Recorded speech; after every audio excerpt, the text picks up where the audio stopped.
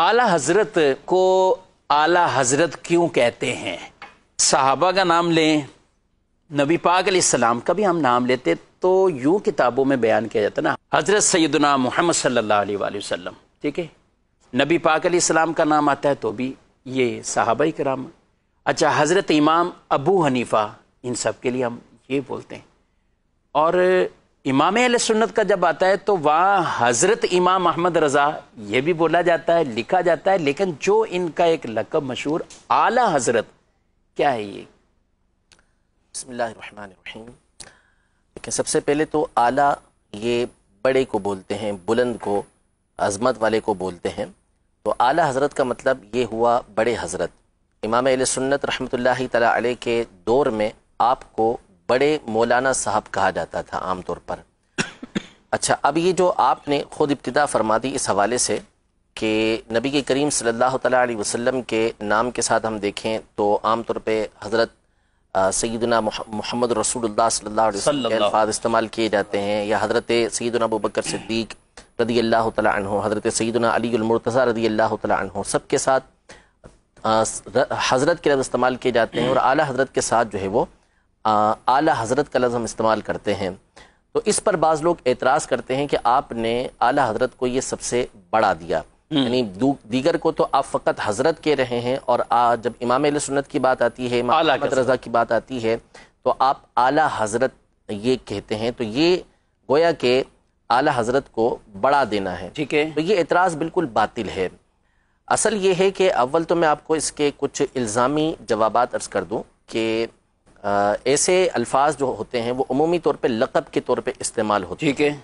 और जब लक़ब इस्तेमाल होता है तो उसमें उसके ये नहीं होता कि इस्तिग़राक़ी, यानी उसके तमाम के तमाम अफराद यहाँ पर मुराद हों, बल्कि एक मख़सूस तबका वहाँ पर मुराद होता है। इसकी मिसाल लीजिए, मिसाल के तौर पर हज़रत सैयदना हसन मुज्तबा रदी अल्लाह तआला अन्हु, जो नबी के करीम सल्लल्लाहु तआला अलैहि वसल्लम के नवासे हैं और जन्नती नौजवानों के सरदार हैं, लेकिन जब हम उनका नाम लेते हैं तो हम कहते हैं सैयदना इमाम हसन मुज्तबा, ठीक है। इमाम हुसैन रदी अल्लाह तआला अन्हु, सही, शहीद करबला, जन्नती नौजवानों के सरदार हैं, लेकिन क्या कहा जाता है? इमाम हुसैन, ठीक है। इमाम मोहम्मद बाक़िर रदी अल्लाह तआला अन्हु अहले बैत अतहार में से हैं, इमाम आज़म के असातिज़ा में से हैं। इमाम जाफ़र सादिक अहले बैत अतहार में से हैं, इमाम आज़म के असातिज़ा में से हैं। इमाम हसन बसरी, इमाम इब्न सीरीन, इमाम मालिक, इमाम शाफ़ई, इमाम अहमद बिन हम्बल। आप ताबईन के नाम के साथ चलते चले जाएँ कि अकाबिर ताबईन जो हैं या तबअ ताबईन जो हैं या उनके बाद के अफराद हैं, तो उनके साथ हम बोलते हैं इमाम। लेकिन जब बात आती है नौमान बिन साबित रहमतुल्लाहि तआला अलैह, अबू हनीफा रहमतुल्लाहि तआला अलैह, तो उनके नाम के साथ हम बोलते हैं इमाम आज़म। आज़म और आला का माना एक ही है, यानी बड़े इमाम। तो अब कोई ये इतराज़ करे कि यार आपने तो इमाम आज़म को इमाम हसन मुज्तबा से बढ़ा दिया, इमाम हुसैन से बढ़ा दिया, हालांकि ऐसा कोई भी नहीं कहता, ठीक है। ये एक मिसाल हो गई इल्मी एतबार से। अब मिसाल के तौर पर एक और मिसाल दुनियावी एतबार से, हमारे जो कायद हैं, हमारे रहनुमा, सबसे बड़े रहनुमा कौन है? नबी करीम सल्लल्लाहु तआला अलैहि वसल्लम की ज़ात गिरामी।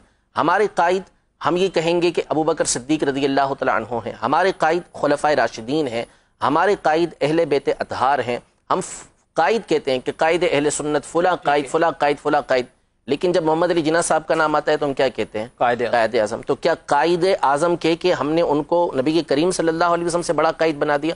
हरगिज़ ऐसा नहीं। तो असल ये है कि ये जो लक़ब होते हैं, इस तरह के जो अल्फाज होते हैं, इनको बोलते हैं कि ये उमूर निस्बिया में से हैं। उमूर निस्बिया का मतलब ये होता है, जैसे मिसाल के तौर पर मैं ये कहूँ कि सबसे बड़े आलिम जो है सज्जाद भाई, मुफ्ती सज्जाद साहब हैं, ठीक है। तो अब कोई ये कहेगा कि क्या मुफ्ती सज्जाद साहब, जिनको मैंने सबसे बड़ा आलिम कहा, तो ये क्या मुफ्ती कासिम साहब से भी बड़े आलिम हैं? जाहिर सी बात है कि हम में से कोई भी नहीं कहेगा कि मुफ्ती कासिम साहब से बड़े आलिम हैं।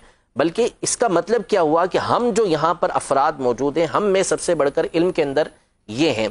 तो इसका मतलब ये है कि इस तरह के अलकाबात जब इस्तेमाल होते हैं तो मखसूस तबका, मखसूस दायरा, ये मुराद होता है। तो आला हज़रत इमाम अहले सुन्नत रहमतुल्लाहि तआला अलैह के लिए जब ये लफ्ज़ इस्तेमाल किया जाता है तो इसका मतलब ये होता है कि आप अपने ज़माने के अफराद और अपने माबाद के अफराद के ऊपर फ़ौक़ियत रखते हैं, अपने बाद वाले अफराद के ऊपर आप फ़ाइक़ हैं, बुलंद हैं उनसे علم کے اندر، تقوی کے اندر، عشق کے اندر، ان تمام چیزوں میں اللہ نے آپ کو بلندی عطا فرمائی تھی، اس لیے علماء نے آپ کو اعلیٰ حضرت کا یہ لقب دیا۔ نعوذ باللہ اس کا مطلب یہ نہیں ہوتا کہ پچھلے جو بڑے بڑے اکابر گزرے ہیں ان کے اوپر اعلیٰ حضرت رحمۃ اللہ تعالی علیہ کو فوقیت دی جا رہی ہے۔ قرآن مجید فرقان حمید میں اللہ تبارک و تعالی ارشاد فرماتا ہے یرفع اللہ الذین آمنوا منکم والذین اوتوا العلم درجات، کہ اللہ تبارک و تعالی تم میں سے ان لوگوں کے درجات کو بلند کرتا ہے جو ایمان والے ہیں، بالخصوص ان کے درجات کو بلند کرتا ہے کہ جو علم والے ہیں۔ تو امام اہل سنت علم کے اندر اپنے زمانے کے اندر سب سے فائق تھے، اس اعتبار سے بھی آپ کے درجات کی دوسروں سے بلند۔ قرآن پاک میں ایک اور مقام پہ اللہ تبارک و تعالی ارشاد فرماتا ہے وَأَنْتُمُ الْأَعْلَوْنَ إِن كُنْتُم مُؤْمِنِينَ، اگر تم ایمان والے ہو، مومن ہو، تو تم ہی اعلیٰ ہو۔ تو اعلیٰ حضرت رحمۃ اللہ تعالی علیہ کامل ایمان والے تھے کہ آپ جب پیدا ہوئے اس کی جو تاریخ بنتی ہے وہ بنتی ہی یہی ہے کہ اللہ تبارک و تعالی نے ان کے دلوں کے اندر ایمان کو مضبوط کر ڈالا ہے۔ تو امام اہل سنت کامل مومن تھے، اس اعتبار سے بھی آپ کو اعلیٰ کہا جاتا ہے۔ تو نعوذ باللہ اس کا مطلب یہ نہیں کہ آپ پچھلوں سے بھی یعنی جو اکابر تابعین ہیں، جو صحابہ کرام علیہم رضوان ہیں، ان سے بھی اعلیٰ ہوں، ایسا نہیں، بلکہ اپنے ایک دائرے کار کے اندر اپنے بعد والوں کے اوپر آپ کو یہ الفاظ، یہ لفظ جب بولے جاتا ہے تو ان میں بلندی مراد ہوتی ہے، اور لقب جب دیے جاتے ہیں نا تو لقب سے ایک مخصوص شخصیت مراد ہوتی ہے، اس میں استغراق تمام کے تمام کو گھیر لینا یہ مراد نہیں ہوا۔